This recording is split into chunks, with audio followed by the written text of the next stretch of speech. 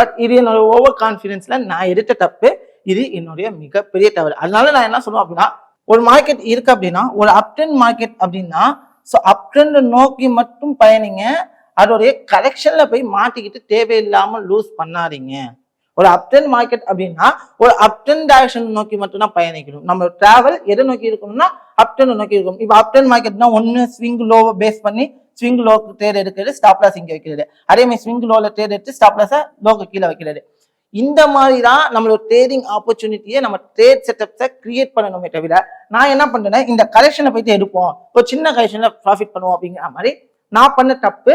ட்ரெண்டுக்கு அகைன்ஸ்டா போனது மிகப்பெரிய தவறு. ஸோ ட்ரெண்டுக்கு அகைன்ஸ்டா போயிட்டு தப்பு. ஓகே, இனிமே அந்த மாதிரி பண்ணக்கூடாது. ஏன்னா நான் என்னால மென்டலானாலும் இந்த ஓவர் கான்ஃபிடன்ஸ் என்ன வந்து பிளே பண்ணிச்சு. பட் ஓகே, அதுக்கப்புறம் நான் ஸ்டேபிள் ஆகி ஒரு மார்க்கெட்ல ஒரு நல்ல ஆப்பர்ச்சுனிட்டிக்கு வெயிட் பண்ணேன்.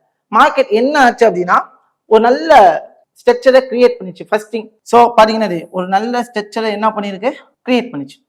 அப்போ நான் இப்போ முதல்ல சொன்னதான் ஸ்விங் லோ தான் நம்மளுடைய ட்ரேட் ஏரியா அப்படிங்கிறது நான் சொல்லியிருந்தேன். இப்போ நான் இருக்கிறது 1 மினிட்ல, நான் உங்களுக்காக என்ன பண்ணேன் அப்படின்னா 15 மினிட்ல போறேன். ஏன்னா 4 ஹவர்ஸ் ஆகட்டும் 1 ஹவர் இருக்கட்டும் நம்ம பிளான் பண்ணிட்டோம். இந்த இதுதான் மூமெண்டம், இந்த டைரக்ஷன்ல தான் போவோங்கிறத ஆல்ரெடி பிளான் பண்ணோம். ஏன்னா மார்க்கெட் அதை நோக்கி தான் போய்கிட்டு இருக்கு, எந்த ஒரு ரெசிஸ்டன்ஸும் மேலே இல்லை, மார்க்கெட் போயிட்டு அப்போ அப் ட்ரெண்ட் நோக்கி தான் பயணிக்குங்கிறத பிளான் பண்ணிட்டோம். அப்போ நான் இந்த இடத்துல 15 மினிட்ஸ் டைம் ஃப்ரேமுக்கு ஷிஃப்ட் பண்ணிக்கிறேன். என்னோட 15 மினிட்ஸோட ஸ்விங் லோவை நான் எடுத்துக்கிட்டேன். ஸோ 15 மினிட்ஸ் ஸ்விங் லோவை எடுத்ததுக்கு அப்புறம் எனக்கு இந்த ஏரியா என்ன ஏரியாவா இருக்கும் அப்படிங்கிறத நான் 5 மினிட்ல போயிட்டு உங்களுக்கு ஒரு ஆப்பர்ச்சுனிட்டி காமிக்கிறேன். ஸோ நான் 5 மினிட்ல போயிட்டு பார்க்கும்போது இங்க எனக்கு நல்ல ஒரு ஆர்டர் பிளாக் இருக்கிறது தெரியுது. இந்த ஸ்விங் லோல ஒரு நல்ல சப்போர்ட்டும் ஒரு நல்ல ஆர்டர் பிளாக் இருக்கு. ஏன்னா ஒரு நல்ல சப்போர்ட் அப்படின்னு சொல்றேன். எதுக்காக நான் நல்ல சப்போர்ட் அப்படின்னு சொல்றேன்னா, இந்த ஏரியாவை மார்க்கெட்டு பிரேக் பண்ண முடியல.